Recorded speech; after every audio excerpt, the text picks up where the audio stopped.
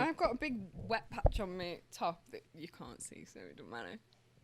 I've got a big wet patch on my top. I spilt water. I spilt water.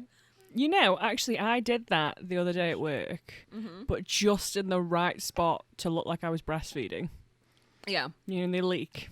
So I'm like, I'm not breastfeeding. Yeah. I was looking around, people looking at you because it was just perfect, and I was like, I'm not breastfeeding. I know. I have swear. a tendency to do that, and it's always very embarrassing. I'm like, Well, not embarrassing. It's just like it draws attention. It's a bit awkward. and Yeah, you it draws have to be like- attention. Don't look at And my you have to boob. be like, yeah, I don't have kids, so this is not like that. It's just I'm a messy motherfucker. Before we start the pod, I'm probably going to keep this in, but I wanted to ask your opinion because we were having this discussion at work. A man with a top knot. Oh no. Yay or nay? Well, right. I am Right. oh no for most men. Yes. However, there's a doctor who's, I mean, he's not just on Instagram, he's a real doctor, Dr. Joshua Woolrich. I don't know what it is about him, but yeah, with the top knot. Damn, boy. Yeah, I'm like, whoa, hi. Because one of the nurses I am quite pally with, he was telling me, because I was talking about men with top knots, and I'm like, that's a red flag. No, that is it I do is not a trust. red flag normally, yeah. I don't I know don't like people's men opinion with long about hair it. or top knots. I don't mind men Really. with long hair, whatever. But something about a top knot in my brain, I go, honey. It's like it's a Danger, signifier danger. of a knob. Like basically, it's a signifier of someone who's so up their own backside and conceited. Yeah. Like, just fucking tie your hair up. You don't need a top knot. What is that actually doing for you, love? Ugh. Well, Sorry. I was sort of saying this about people who have man buns and tie their hair up and all it, like, whatever. And he came past and he went, I used to have a top knot. And I'm like, pics or it didn't happen. So then he showed me, he used to have like really you know, that kind of like, people would pay thousands of pounds for this beautiful ringlet curled hair. Like, he's got quite a shaved head now. My And I'm brother's like- the same, by the way. He used to have like beautiful ringlets, but he never did a fucking top knot. You know? No. Well, Same. he had these really, and I'm like, when you've got the ringlety curl hair and it's long, I'm like, oh, isn't he a sweet boy? Isn't he nice? And then he showed me a picture with a top knot. I'm like, And oh, you're honey, just like, danger. do you know who else does a top knot with ringlety curly hair? Joe Wicks. And again, I can almost forgive it with Joe Wicks. Almost, not quite. I don't trust Joe Wicks. Oh no, see, I don't know. I've seen him I eat a don't cheese trust toastie people. at like midnight. So I don't trust people whose whole shtick is I'm really positive. yeah, but he doesn't always, like, you know, he does his Instagram lives or whatever, and occasionally he has these moments where he's, I'm not saying he's negative and horrible or whatever, but where, you know, he shows he's more vulnerable. And I think, I've seen that side now. I've seen you eating cheese on toast at like midnight with your daughter. So How I'm old a is his bit more- daughter? She's only tiny, but I don't Why? think she What? was Don't be eating up at cheese. midnight. Don't be eating at midnight. It's No, probably- no, but Come on, Joe. she woke Come up on, Joe. hungry. Joe was hungry. You know, I don't know how old his daughter is. I'm not. It's like the Ellen DeGeneres thing. Like, I never trusted her. Never liked. Why? She's love vile. Ellen. No, she's vile. No, I don't believe that for a second. By the way, just do not believe it. Ellen is like Ellen and Portia. Fucking love them. That's her No. wife, by the way. I love Thank you. Portia I was de like, Rossi. who that? Is that a car? Like, No, Portia Who de is Rossi is it? her wife. Her real Yeah. name Amanda Rogers, but she changed it because it sounded like a porn star. okay, but still, Ellen DeGeneres never, like, even before all the stuff came out, I was like, I don't like her. Don't know what it is. Oh Don't no, like her. I've always liked. I used to watch her. She used to have a sitcom, and I used to fucking love that sitcom. No. Okay. trust her. Well, anyway, like her. she doesn't wear a top knot. Just telling you that. Well, right yeah, now. I mean, it's not like I only hate people with top knots. Like, my level of hate only goes to top It's knots. for everyone. It's just for everyone. It's for everyone. It's free. I hand it Yeah. out willingly. You want some hate? And there you go. Take it. For you, take it. No charge. No charge.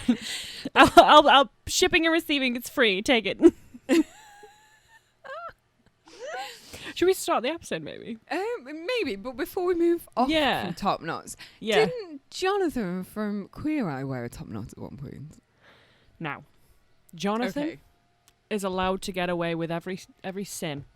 Okay. Anything wrong, I'll kind of forgive it. Oh, I see. Now the reason I dislike him is because of his long hair and top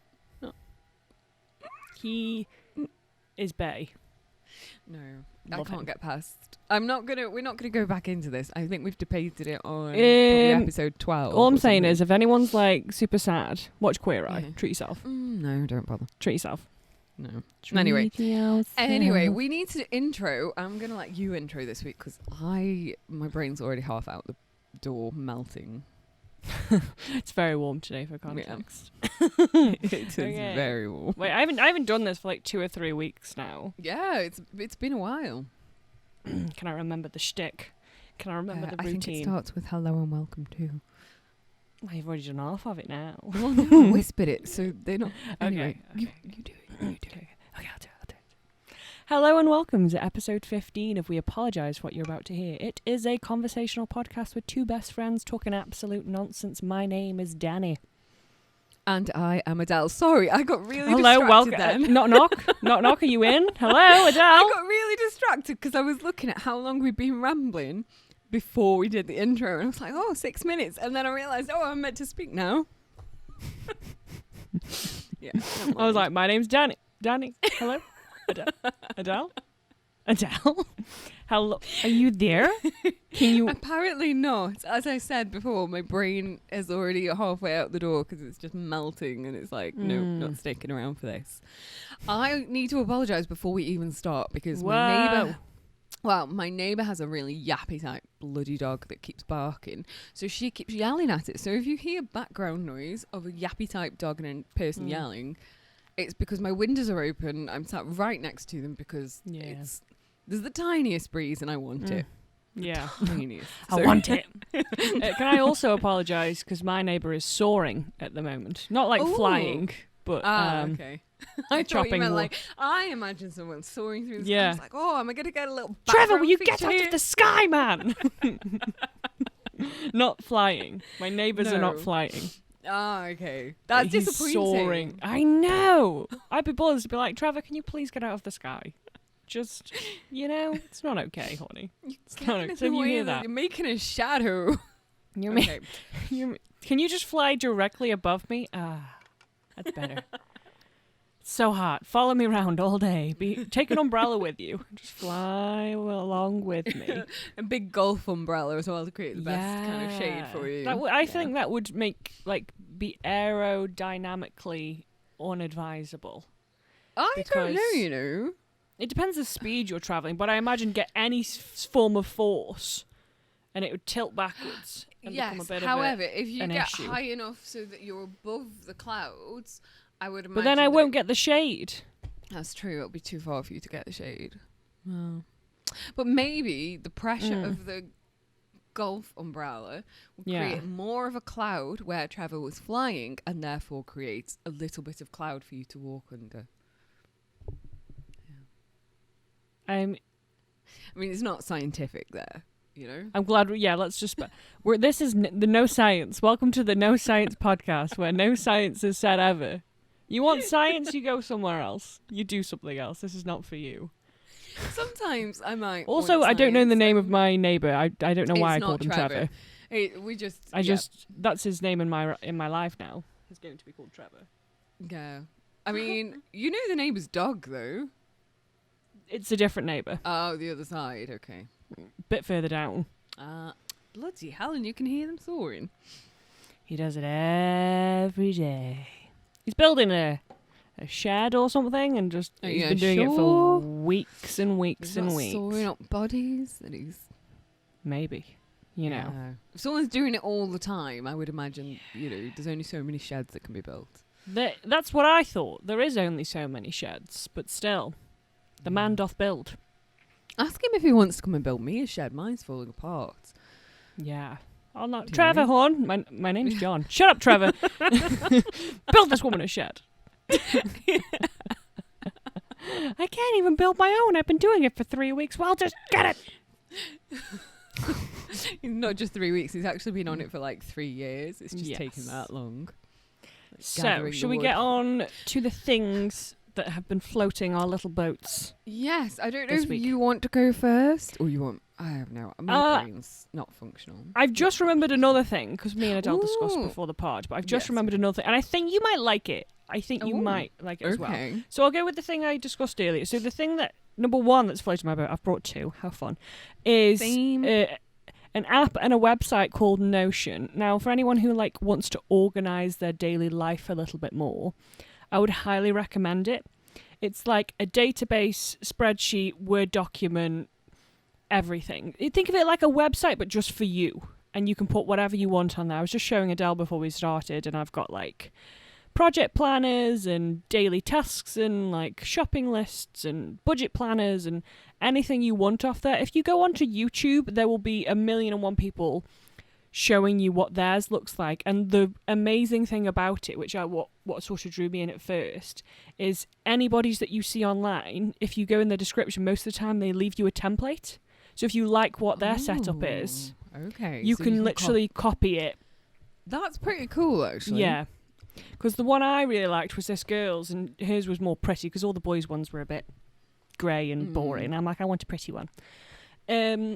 So I copied hers, and then there were certain things that she did that I didn't like, so I took them out. And then there were certain things that I adapted, like her weekly, because I showed you it was the agenda on mine, and hers was like Monday through till Sunday, and it had to-do lists every day.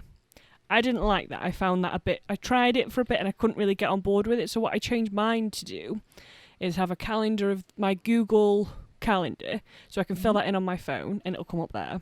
Oh, so you can sync your Google Calendar as well. Oh, that's cool. So I've got my Google Calendar, which is on that page, and then I changed it to a daily setup. So like with a technique that I heard of from another YouTuber, it's called the ABCDE technique.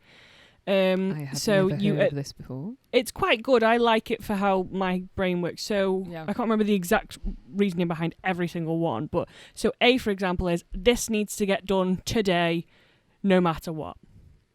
B is this really needs to get done, but worst case scenario, it's move it over. Yeah. C is preferably get this done. And then D can be stuff that you like, I want to go to the shop and buy myself some makeup or whatever. Just stuff that's a bit lower priority but you would like. And then E tends to be, there's that show on Netflix. I really wanted to catch a couple of episodes of that. So then you can just put it in front of you in a short list of like what you need to get done today. And I've found that quite a nice, simple way to block out my day. And be like, right, I want to do this, I want to do this, I want to do this. And then, actually, that's quite nice. I'll have that. There's this TV show, I'll watch that as well. So then you've kind of treated yourself at the end of the day if you've got everything done.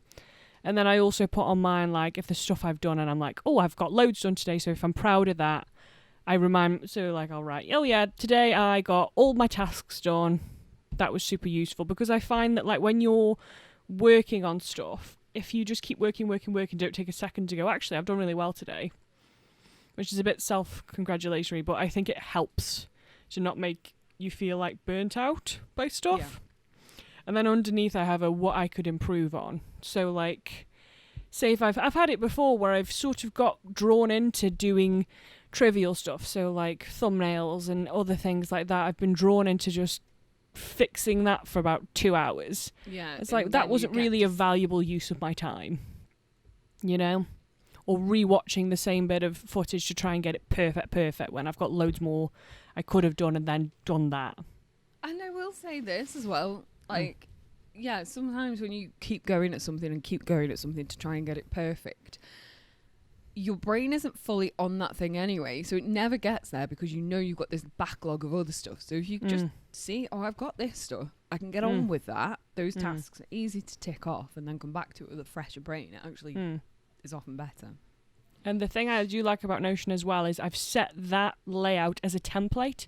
So every day I can click new day, move my I like to save it in an archive the day I've just had, so it's like a bit of so I can see what I've done, see the progress kind of thing. But then my new setup comes and I don't have to like edit anything out, it's all there for me, but I can change that setup whenever I want to something. If my needs changed, I can change it, and then I'll just press new day and it'll come up how I've changed it. It's very intuitive. At first you feel like, I do not get what I've got to do here, it's a bit complicated, but watch a couple of videos, maybe download a template or two and just have a play with it. I've really liked it. At first I was like, oh, I don't get what I'm doing. But once you get into it a bit and you start like, because you can design like a banner for your thing and you can get your own sort of vibe going in it. It's nice. Okay, it's cool. I've enjoyed that. Okay, I'm going to tell you, go on to your next one because I've just realised I've got 3. Oh my God. Okay, so my next one, I'm trying to remember her name. I believe it's Bailey Sarian. I may be saying that wrong. She does a thing on YouTube called Murder, Mystery and Makeup. So what she does is she will do her makeup and tell you a true crime story while she's doing her makeup. Oh, okay. I thought, like, if it's true crime, I'm not into that. Too scared. She does history as well. She's just started doing history stuff. But I don't know what it is. I'm not even like a big makeup person. Like, I'm not bothered by makeup. Like, I put a bit on every day, but I'm not like I couldn't tell you many brands. I couldn't tell you many things. I'm not massively into it. But there's something so appealing because she's got a really good personality. Like, she's your best friend at a pub telling you a story. Because she's like, British? No, she's American. Oh, okay. But she's like, and then this happened. And she'll just sort of tell it you in quite a fun way. Even though it's true crime and it's not fun and whatever. But I just like her personality. And I found in the like 45 minutes, they tend to be half an hour, 45 minutes. It's a bit long for me. It's a bit like a podcast. In a way, how I've sort of seen it. I'm saying, it's a bit long, but our podcast is never below 45 minutes. Yeah, God, I would never commit to anything like that. No. 45 minutes for a podcast. But yeah, I've just really liked her content. I don't know what it is about it. I love true crime stuff anyway, because I don't know why. Maybe I'm broken and weird. I like historical true crime, but not anything sort of after the 1950s. Well, you'll like the one she did, the one I watched quite recently. I don't know when she did it, though, because YouTube recommends you stuff from ages ago, doesn't it? The Blood Countess. That woman that, like, killed all them people and, like, bathed in the blood and stuff. Oh, cool, yeah. So she does that one. Yeah, so she does older stuff as well, and now she started doing dark history. Okay, I think she's sorry. Yeah, go on. I was going to say, have I ever told you about the Scary-ish podcast? You have. If you're into true crime, that one's like, but they do tend to be like an hour or more sometimes. So I'm like, it's a big commitment, that. Yeah. Big commitment. But if you like true crime or like weird stuff as well, because sometimes they do like weird sci-fi alien-y stuff as well. They do that. It's quite fascinating sometimes. Yeah. Yeah. So yeah, sorry. I am sorry for interrupting you because I was just really excited. You should be. So excited remembering the Scary-ish podcast though. I was like, but yeah, if you like murder mysteries and yeah. Yeah, I like murder shows. I like all that kind of stuff. I love my true crime. But yeah, she does loads of stuff, and it's very interesting. I don't know what it is, but because she doesn't do anything like super fancy with the camera work. She's literally just sat in a room doing her makeup, chit-chatting about this thing with like pictures coming up. Okay, see, I always find this is one of the things on YouTube that I tend to be drawn towards anyway. Like, I am a lover of makeup as well, you know, and I'm going to need you to talk me down from buying something later, so just be warned. But I love... I just literally dotted my shoulder with pen. How am I such a child with pens?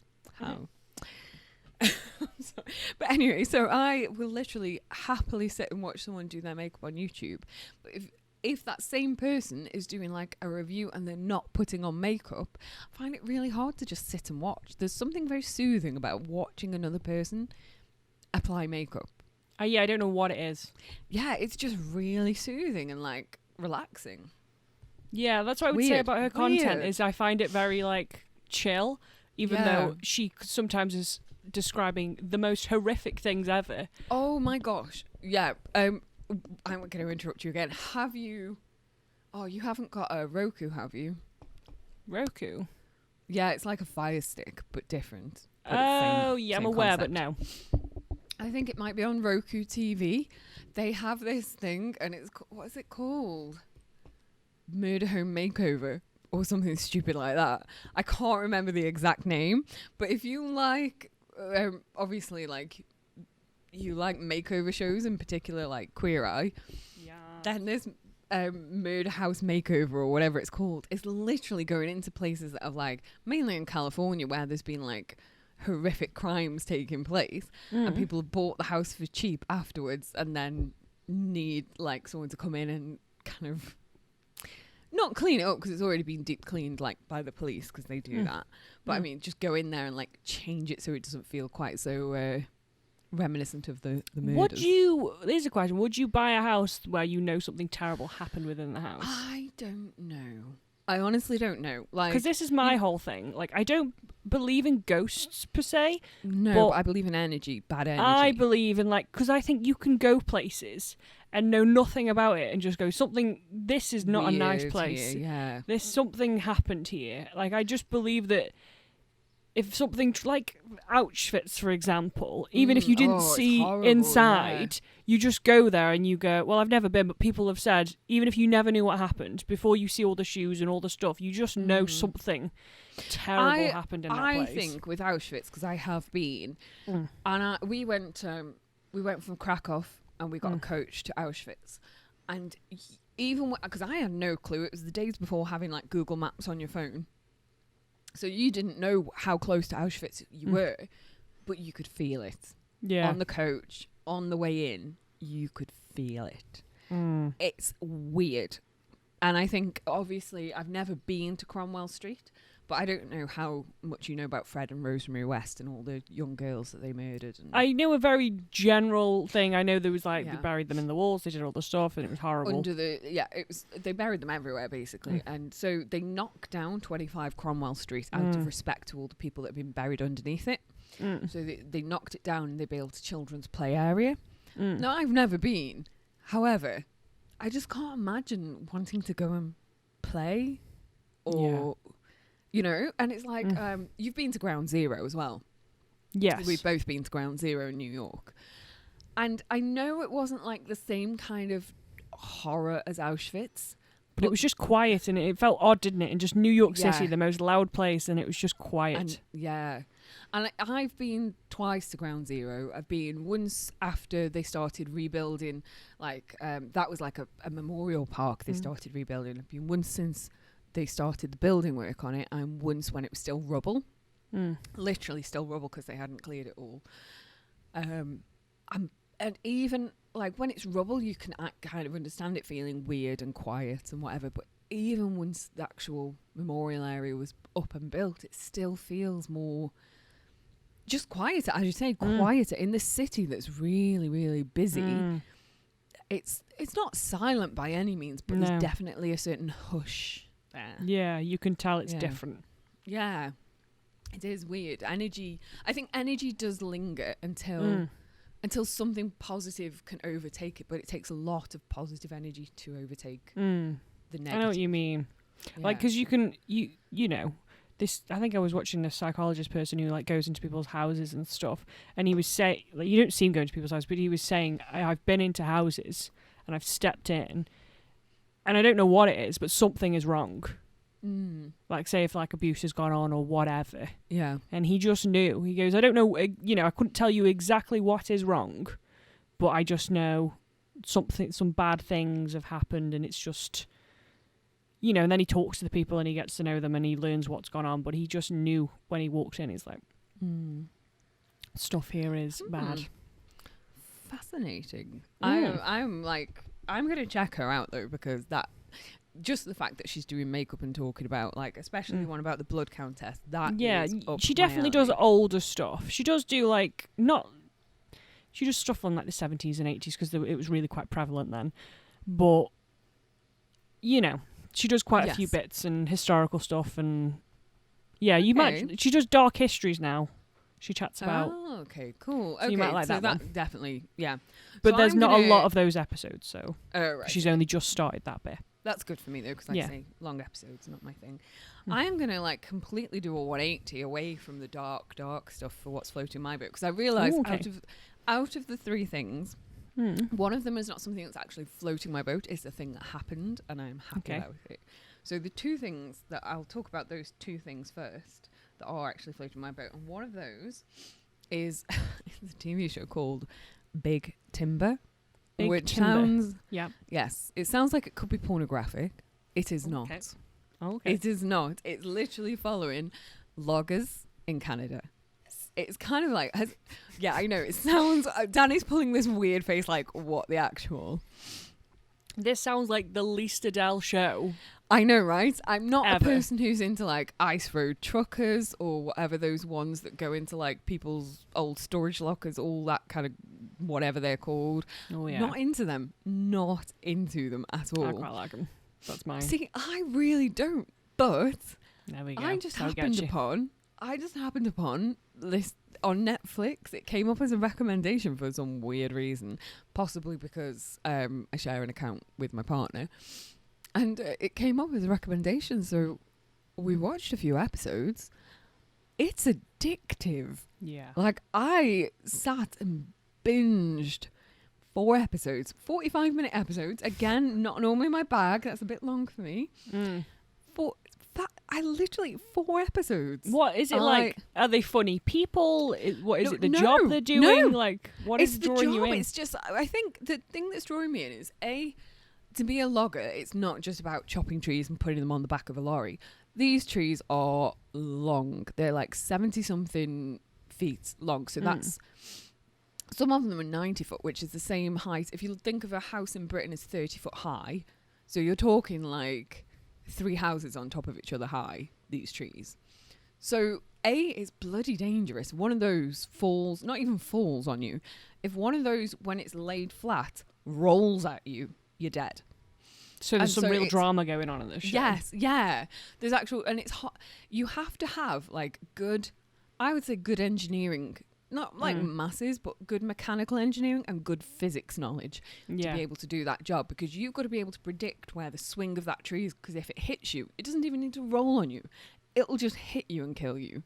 They're that heavy, and that, some of these trees, like, just from a distance when they're filming it and they're amongst all these other trees that have been felled or whatever, they look like they're really skinny because they're super long. And then someone stands next to it, and this guy's like 6 foot something and stands like next to this fallen tree, and the whole trunk just swamps him, and it's like, oh. So I think it's that. It's like just how, the scale, how it plays with your mind fascinates me, because from a distance it doesn't look too big. But also just how dangerous it is and how much mechanical and engineering skill is required to be able to do that job, because it looks like it's super easy just out in nature, shoving trees on the back of a truck. No, there's a lot of complex skill involved. So I think I like that, because since working in engineering, I've kind of become fascinated by it. So, yeah. So it's like the geek part of me. I feel you there, because I don't know what it is about those shows, like those. I don't watch Ice Road Truckers, but if it's on, I know it draws me in. Like, that Really? draws me in. I don't know what it is, just draws me in. All those kind of, like, man shows, they just draw me in. Yes. That typical man show. That draws me in. American Traders or something, that draws me in. Where they're, like, going into all these, like, older houses or antique places, and they're, like, bartering for stuff that they can sell. Forged in Fire, love that. That's my jam. Which is basically like Bake Off, but they make swords. Oh, okay. See, that's so fun stuff. to me. The host on that had a top knot, and then he got rid of it. But I kind of liked his top knot. I don't know. It was a weird one. He was an exception. Okay, is that on Netflix? Forged in Fire. It's on the History Channel, and then we got rid of the History Channel. So okay, I got rid of the History Channel. Okay, so yeah, can't watch that. But anyway, you can watch clips on YouTube. They do loads. Of okay, I'll check out like a couple the History clips. Channel. But yeah, so that one is on Netflix, and it's called Big Timber. And like I say, I just can't get enough. There's only one series so far, because it started filming in 2020. Obviously, COVID and everything happened. So, well, it didn't start filming in 2020. It was released in 2020. So only one series, which is sad, because I'm ready for season 2. So the other thing that is floating my boat is on Thursday nights, I went to the theatre. Woo! I went to the theatre, Soho Theatre, but in my very own house. I did my first live stream of a play. I've watched it on NT Live before. Like, obviously NT Live is pre-recorded shows, but Soho Theatre. What's NT for people that don't know? Oh, NT is the National Theatre, and they do recorded shows that you can go and either see at the cinema, or you can pay to watch them on YouTube and sign up for the channel. And I know during the major part of the first lockdown, they had lots and lots on there for free, but they're now back to charging for them. So you can have a yearly membership or just pay per. I think you can pay per show. So that's ANT. The Soho Theatre is its own thing. It's the Soho Theatre. It's in London. And on Thursday night, they had I think it was only on for one day. It's called Shedding the Skin. And I will find the playwright, Amanda Wilkin. It's a one-woman show written and performed by Amanda Wilkin. It was amazing. It's how can I put this? I will read the blurb and then I will sort of talk around it. So the actual Soho Theatre, their blurb is: Shedding a Skin is a story for our times, a play about finding kindness in unexpected places, about connecting with what our elders can teach us. New skin honouring old skin. A play about joy, healing and protest. And it's centred around a young mixed race woman who, through a diversity photo shoot at work, ends up losing the plot a little bit, and her whole life kind of gets turned upside down. And it's she is narrating and acting the whole thing. And she then ends up, because as her life turns upside down, she ends up moving in with this elderly Jamaican lady, and it's about the relationship that they form that helps her to connect to who she really is. And it was not just beautiful, but it was also hilarious. And it had moments where you wanted to cry because it was so emotional, and it clearly does talk about race, but it also talks about other kinds of diversity, like disabilities and different barriers that people come across no matter who they are, whether they're homeless, whether they live on a bad area, whatever. It just brings up all kinds of things and then talks about her personal experience. It's not autobiographical, but the play talks about the character's personal experience of connecting with people she never thought she would connect with through this one woman who she never thought she'd enjoy living with, and it was just bloody brilliant. I don't know if it'll be because the Soho Theatre does do what the National Theatre Live does. They have their own library, and you can go in and you can pay to watch one of the archive shows. So I don't know if it will be available on their archive shows. I hope so, because it was £12.50. I got to watch it in the comfort of my own home with my dog snoring in the background. And it's the first live theatre show I think I've seen in over 2 years. Because, maybe not over 2 years, but definitely since the beginning of the pandemic. Because everything got cancelled. And so it was just lovely to be able to go and watch a show in London that was happening in London that I couldn't have gone to, because for me, I'm still not comfortable travelling that far with the amount of COVID around again, especially straight after the World Cup, not World Cup, bloody hell, Euros. My brain's already in next year's, trying to get us winning the World Cup. But yeah, especially straight after the Euros and how many people caught COVID from that. So I am definitely not in a position to be travelling the however many 100 miles, 200 miles, I think it is, to London. So to be able to support a small independent theatre and watch a show that really matters to me, I was just over the moon. And like I say, £12.50. I have not paid £12.50 for a theatre ticket in a very long time, because most now cost well over £20. Yeah, very expensive. Yeah. So I was just super chuffed that I got to do that on Thursday night, and I got to be in bed by 10:30. Whereas normally if I go to the theatre, you're not even leaving till 10 o'clock, and then you've got to get home. You got a little Brucey bonus. Yeah, it was nice. Literally, I sat there in my pyjamas watching a play. It was grand. And if you did that outside, people look at you and go, what are you doing, if I bruh? turn up at our local theatre in my pyjamas, I mean, they might be okay with it now after a year of in and out of lockdowns, or 18 months of in and out of lockdowns. People have got a different view on going out in your pyjamas. But before, no, I still think that's a line you shouldn't cross. Yeah, me too. Slippers and pyjamas and dressing gowns, line. I've seen people do it to the shop, and I think it's such a slippery slope. No, yeah, it is. And do you know what? I think I've done it once where, in 4 o'clock in the morning, I walked Ruby in my pyjamas, and it was What? No way. Sorry. Yeah, No 4 way. o'clock in the morning because it was like summer. It was red hot. And I was like, I need to take her Just out put some before clothes on. Put some joggers on. It was 4 o'clock in the morning. Yeah, but No one could see. There was Pyjamas- no one else around. no, it's not about the people seeing you. It's an internal thing. It's an allowance of yourself to go scruffy. I'm sorry. If I mean, I'm I'm waking scruffy, up but at 4 o'clock in the morning to take a dog for a walk, I'd put some joggers It's- on and a hoodie or something. it was too hot for a hoodie. I mean, I did put a hoodie over my top. I just was like, because I have to It's be too hot for a leaving- hoodie. I put a hoodie on. Yeah, it was too hot for. I mean, this is 2 years ago when I first had Ruby as well.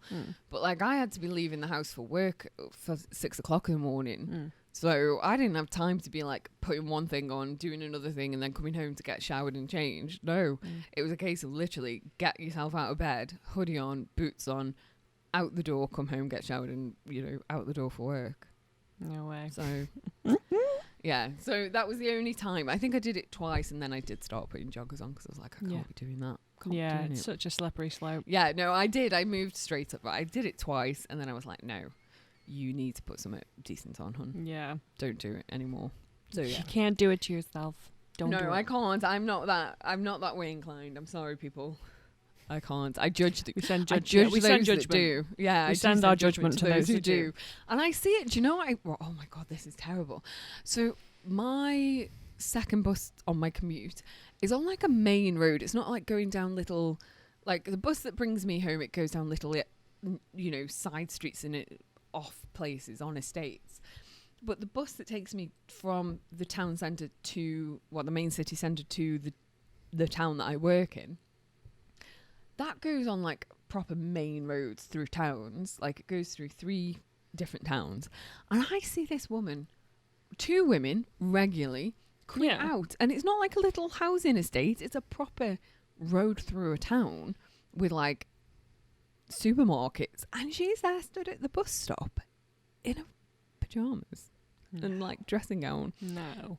Honestly. And I'm like, dude, 7 o'clock. 7 Yeah. o'clock, put some clothes on. You know? Put some goddamn clothes on, Like, man. why are you out and about? I mean, one of them's waiting with her daughter for the bus, and I'm like, surely her daughter must be so embarrassed. I would be ashamed. Like, I was not brought up by parents who went to the shops in pajamas and slippers. You know, It's not what we do. it's not. This is not just what we like- do. I just can't do it. And I know other people are like, oh yeah, all the time. But I will say this as well. I've seen people come to work in pajamas. Get away. No. No. Do you have a... Oh, I suppose you don't have a uniform where you work. No, well, it depends where you work. Where I work, it depends where you work. So I'm classed as an office worker, so therefore I have to do sort of business casual. So no jeans Monday to Thursday, no low-cut tops, that kind of stuff. But I can't dress too nice because I often get covered in crap or carry heavy stuff that if it's nice, it's going to get ruined, you know? It's got to be a sturdy material so it doesn't get ruined by carrying heavy metal things. But within our engineering department, they all have to wear overalls. They have to. Health and safety. And if you work on the actual factory, you've got a choice. You can wear different overalls to the engineers. They're like made differently because you're going to be closer to flames. So you either have to wear overalls or skin. Which means you often get a lot of men, and I'm not saying it's not always pleasant. A lot of men go around very, very topless. I say very topless because I mean you I was can't gonna say really this. I was gonna say there's topless and there's not topless, yeah, but there's they mildly are- topless. What's that, crop top? Well, no, they're just like they're topless, but you'd rather them put the top back on. Is when they're very topless. Yes, it's like I've never heard that. Very topless. yes. Can I hand you a top, sir? Hey, look what I got in my hand. It's a top. You might want to try it on. Put on the top.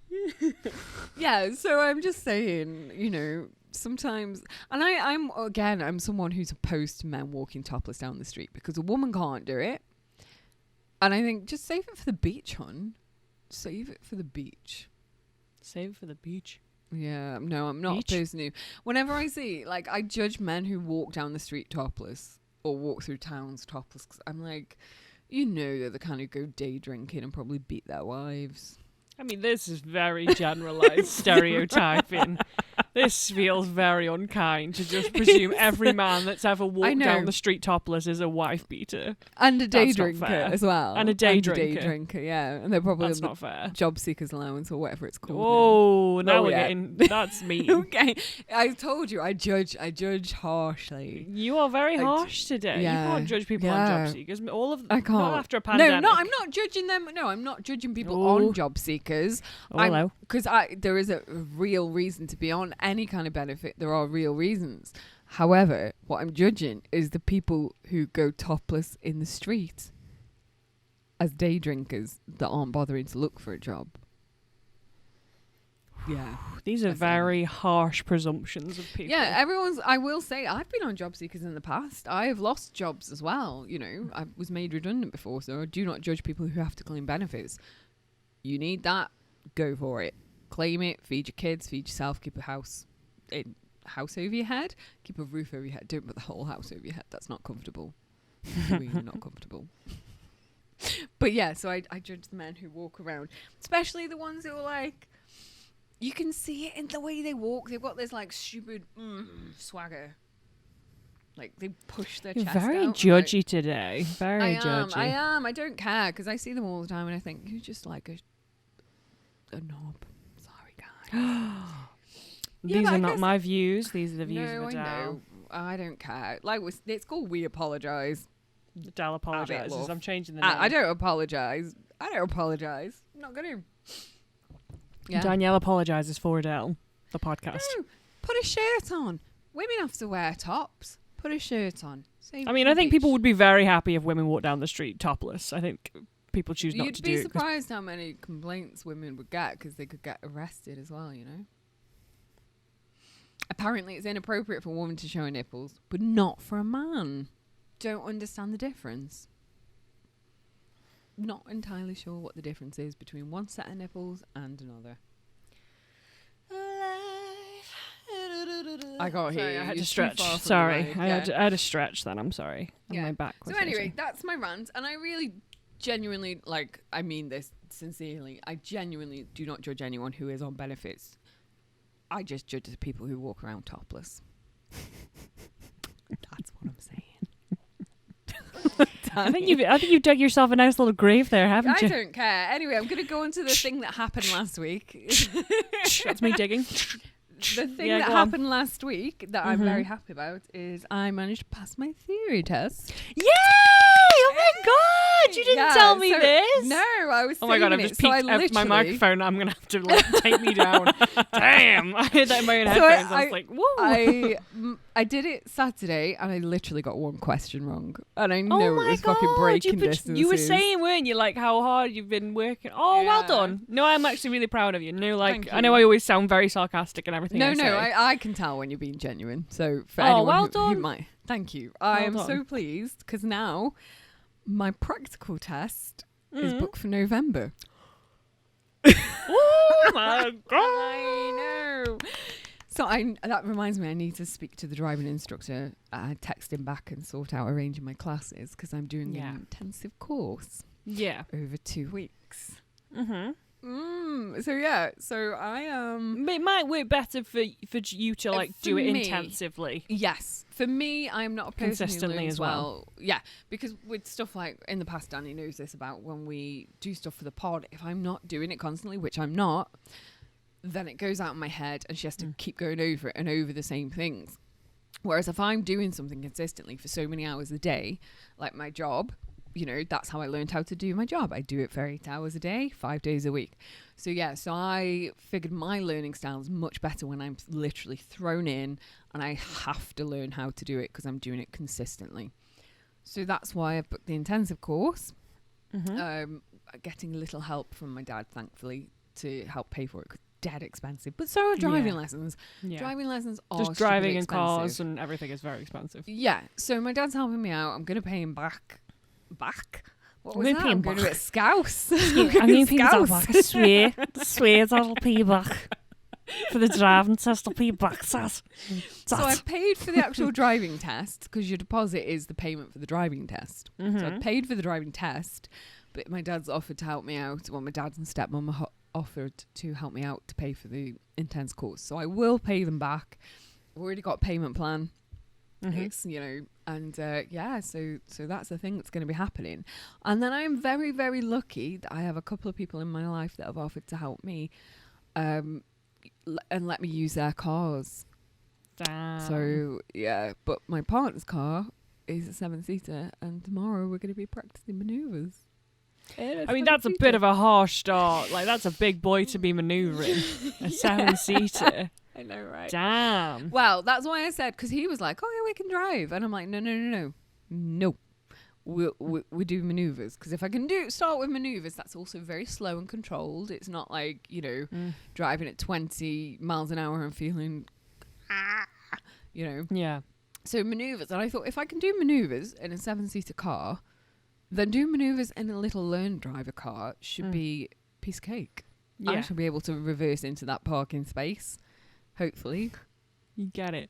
Yeah. So that's my reversing in spaces has got loads better. I think this is the thing, like with driving, that once it becomes automatic, it's a lot easier to do because, like, at first you're thinking this pedal does this pedal does this.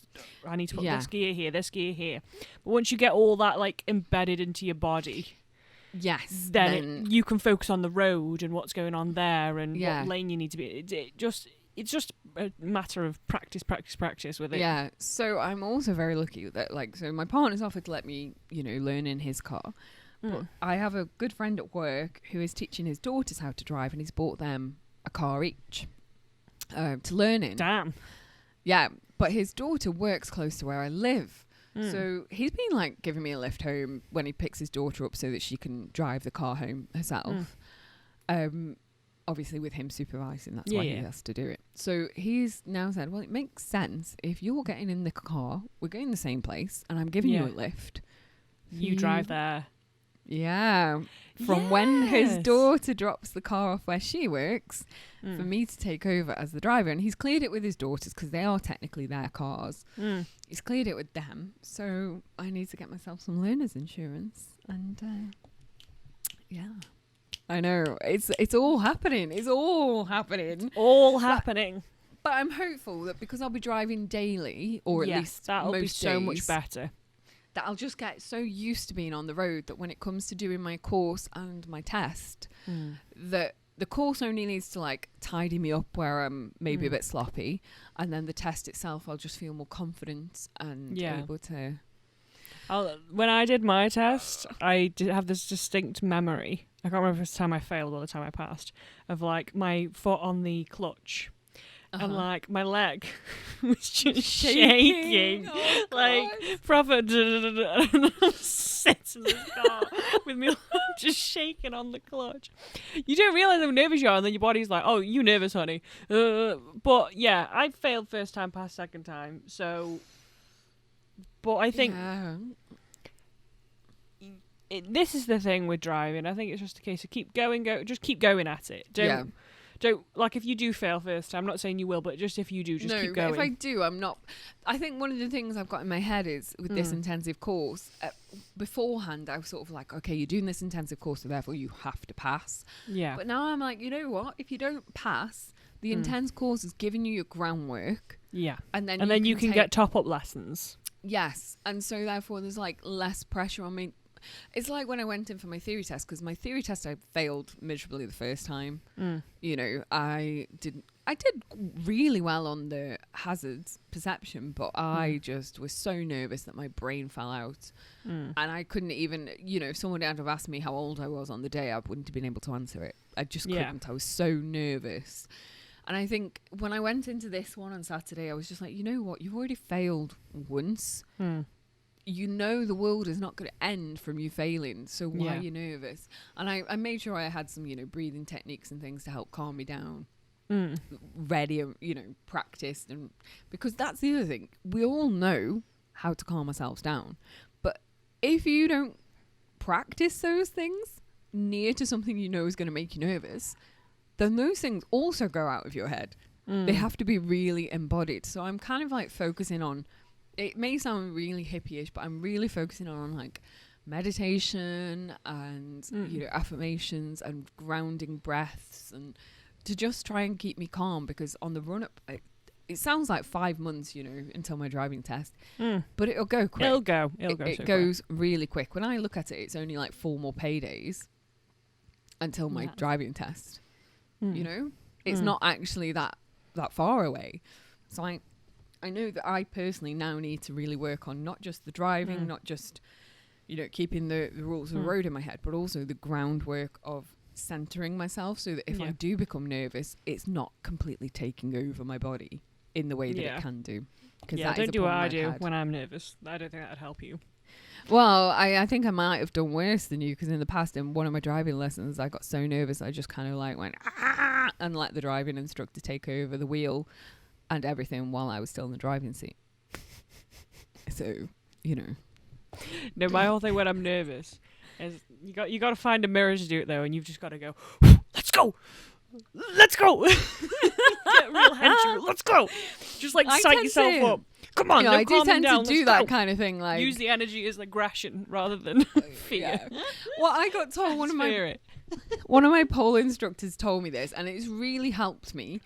It didn't help me on the day when I had my pole competition and just fell to pieces, but it's helped me since. And she said, nerves and excitement can create the exact same experience in your body of what hormones are released.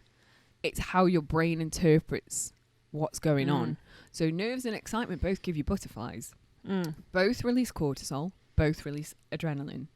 It's how you use your brain to interpret those. So me going things. To a mirror and going hench and going, let's go.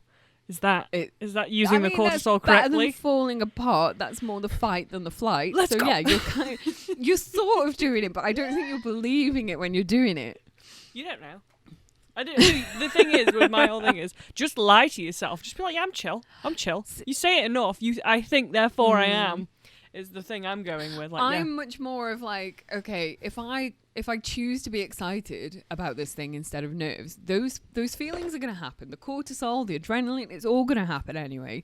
So if I choose to be excited and go into this with excitement, a positive mindset of this is a really good thing, this could be life-changing in a good way, instead of going, oh my God, this is going to be awful, it just gives you that little boost of positivity, so that your I love brain like yours is quite enough. a like intellectual, intelligent answer. Mine's like monkey brain. Yeah, sometimes I do have to be like, right, monkey brain on now. Come on, we can do this shit. Boom, boom, boom. Like proper. I'm like a proper frat boy when I get going, and I don't think that helps me though, because I just turn into like the Larry frat boy. Yeah, basically. Yeah, basically it is. That's the exact response my brain has. It goes, lads. And I'm like, whoa, take a step back. I don't think I'm ready for these lads. Yes. Where are they? So with the lads kind of brain, I don't really do anything wise. It's more like a, you know, you could, that part of my brain that takes over when it's like that is like downing 10 pints, so it's not useful to me. Yeah, I need the intellectual side to take over and be useful. I'm just like, I'm fine. Nothing wrong with me. Like my legs shaking. I'm fine. Absolutely fine. Fine. Nothing. What? You're really intense though at the minute, Daniel. No, I'm fine. Eyes wide. Fear. And I'm fine. Everything's cool. Yeah. I will admit, obviously I do, you know, anxiety, nerves do get in there. I'm not saying that I'm going in super cool and calm, but like nerves do get in there. I do get not snappy, but I have no regulation over volume and how I emote.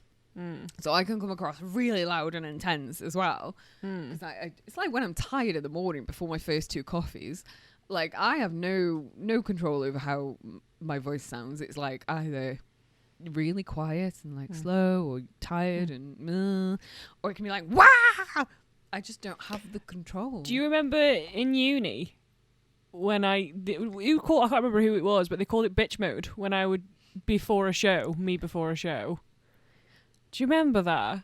See, I don't remember that, because I think I was so again, with having like super anxiety, I was so in my own place. And I used to also be in bitch mode because me and Lucy Nim fell out. Me, Tash and Lucy Nim fell out before a show. And I wasn't, I was in that show. But yeah, like because I go into like anxiety bitch mode. Yeah. So I don't think I ever noticed yours because mine was probably worse. Yeah, that's my whole thing. Like when deadlines or stuff is like needs to happen now. Yeah. I don't mean to be, but I become very blunt, very direct, and I don't have time. I don't have the capacity to think of people's feelings, which is a flaw of mine I'm trying to work on. But I'm just like, the amount of time I've just said stuff to people and they're like, there's no tears here. We're at a show, man. God.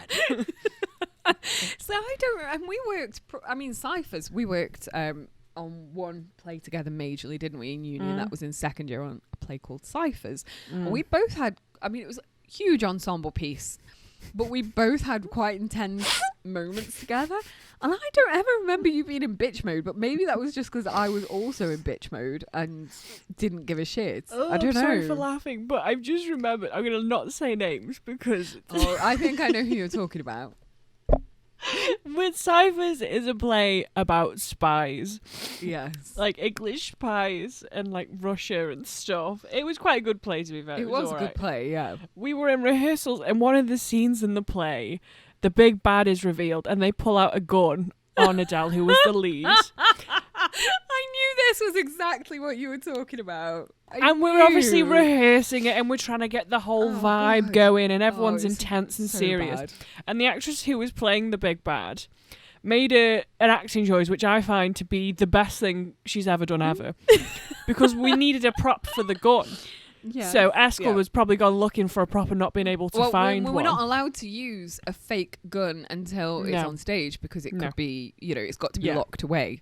That is like a lot of rules around stuff. Yeah. So rather than just using her fingers to do a gun, so we're all in this rehearsal, the director's chatting, I'm kind of taking notes because this isn't my scene, but we've all got to give constructive feedback and stuff. Yeah. And she pulls out a banana as the gun, and the whole room just whipped out a banana, and it was so. I was like, but you're meant to be like scared for your life.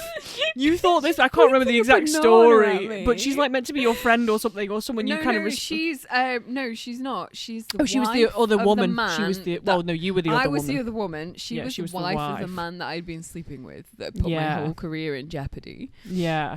And she comes round in a big fur coat and pulls out a gun, but it was a banana.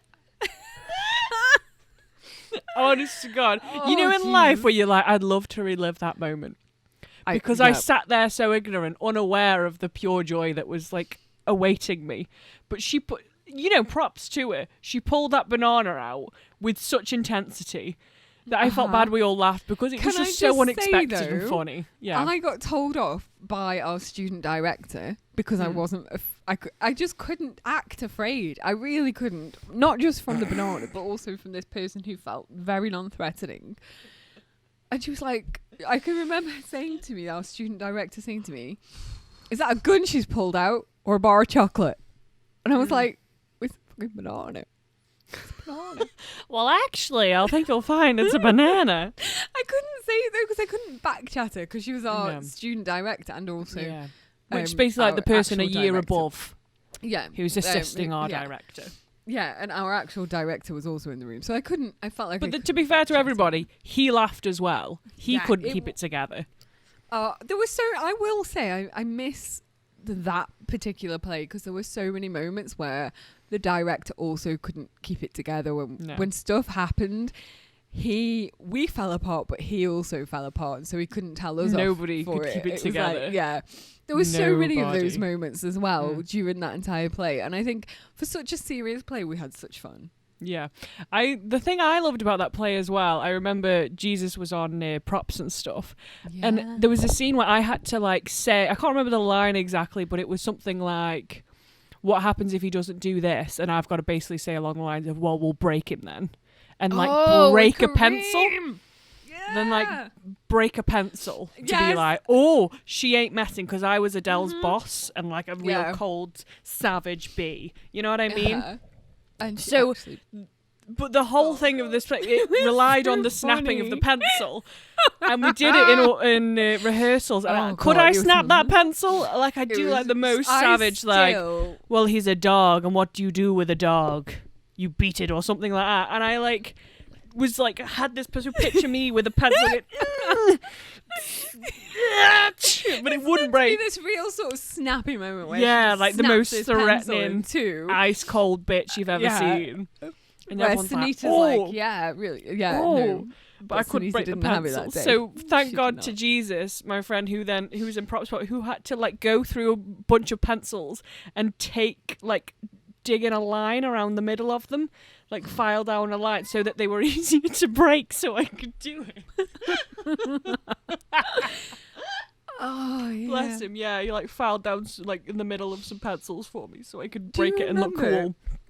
The very first, it wasn't opening night, but it was the open dress rehearsal when we literally, I think, we realised there was like a problem with exits and entrances because it was very tight. Most theatres behind the scenes is very tight.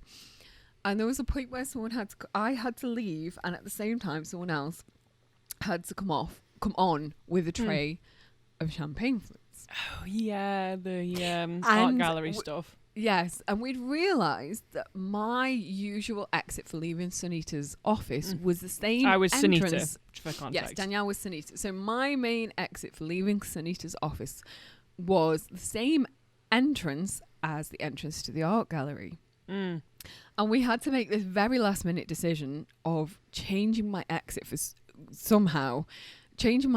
during our scene to then come on for the art gallery. For people to come on for the art gallery. And my brain works on, these are the rules you've given me, this is what we've always done, and therefore do not expect me to change track now. Yeah. And because everyone else's brain worked in, we've changed this is how it's gonna go, we're safe to come. Oh my god. So I used my normal exit from Sunita's office, and like I say, it was horrific. We'd got an audience because it was an open dress rehearsal, and as I'm coming off, as Justine is walking out of Sunita's office, the waiter walks in with a tray of champagne flutes. I knocked the tray flying out of his hand. Oh yes, champagne flutes, and it didn't even happen on stage, so people could understand what the hell was going on. It happened literally because I think I was on stage, wasn't I? And I'm at the office. And I'm like, leave, leave now, child. It happened literally just off stage, so that although people may have heard the crashing of glasses, nobody actually knew. So I can remember our director being just like, get everyone on to the art gallery. Get everyone on. And we were like panicking behind going, what the fuck? And I'm just on stage like, yes, everything is fine. And like I was in the next scene because I was in near enough every scene. I needed to be not covered in champagne and on in that scene. But also we needed a waiter with champagne flutes, and he did not have any. And, and that was a big old mess for S Club to clean up, and then that was so funny. Yeah. One of my most embarrassing moments happened in that show as well, and then we'll stop the pod because I think we've talked for ages. We had a prop in the middle of the stage because it was like audience either side of us. It was actually, we were traverse, I believe. Traverse, so like stage in the middle, audience to the left-hand side, audience to the right-hand side. Yeah. Nobody top or tail. So there was a table in the middle, and for each scene we'd use it, but we'd turn it different ways, we'd move it about. And there was a transition that I was a part of. And so I can't remember who else, it might have been you, or I can't remember who. And the thing is, we had to walk into the middle after it had gone dark and turn this table around. And I walked up to the table and no fucker turned up. And I'm going. So I just stood there. It wasn't me. I can't remember who that was, but I know it wasn't me for that one. Because I used to have to go and do, literally run off to be somewhere else. Yeah, because you had a lot of transitions and changes. Yeah. So I can't remember who it was, but I was stood there for too long. I think it was Hermione. Okay, yeah, that's your name. Because you two were always on the same. That we made that decision. Well, the director made that decision to have you two, even if you weren't speaking because you were never met, but to always have you on at the same time to offer the contrast of the two different people. Well, so I'm standing there and I'm waiting for somebody to come and turn this desk with me. So I thought, well, all I can do now is stand and wait for people to figure this out. So then somebody comes on to help me. I think Jesus did in the end because he'd seen what had gone on. So Jesus comes and helps me turn. So you have to bend with your knees and pick up the desk and turn it round. Now, after the show, one of the costume came to me and the skirt had a slit up the back. Yeah, and I had white knickers on in a black skirt. Not advisable. So I bent down to do this. It was a pencil skirt as well, pencil so it rises as you bend. Yeah. She comes to me and she says, listen, Danielle, listen. Next show, can you please put some black pants on? Or those big, you know, them like little booty short things on? Because everybody could see your arms. And I'm like, in these white pants. So I essentially stood on stage for 5 minutes while everyone's going, is she okay, hon? And then flashed them all my ass. So I think I deserved my first, you know? I think I deserved it. My first costume. Oh, Jesus. And that was the tale of Cyphers. Wasn't it a good show? We had, before we end the podcast, my main memory from Cyphers is when we all had to bring in something that from home that we had ourselves that we felt represented a part of our character. And I brought in a nude bra, but that was lacy because it was plain, blended in, but also quite unexpectedly fancy. Yeah. Which I felt represented Justine. But I just remember our director literally putting my bra on his face and walking around with it as a mask over his face. I remember that. Oh my God, I don't remember this. Like walked around with it over his face like a KN95 mask. No way. No way. No way. He was my favourite director the entirety of uni. Anyway, we Yes. have talked for well over an hour.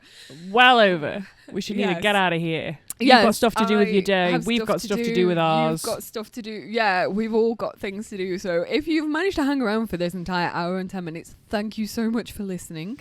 Yes. We apologise. I apologise if I have offended. Genuinely apologise if I've offended anyone who may be on benefits, may know someone on benefits or whatever. I am not judging the people on benefits. I promise you, I'm still just judging people who go topless in the streets. Bye. That's my judgment. Bye.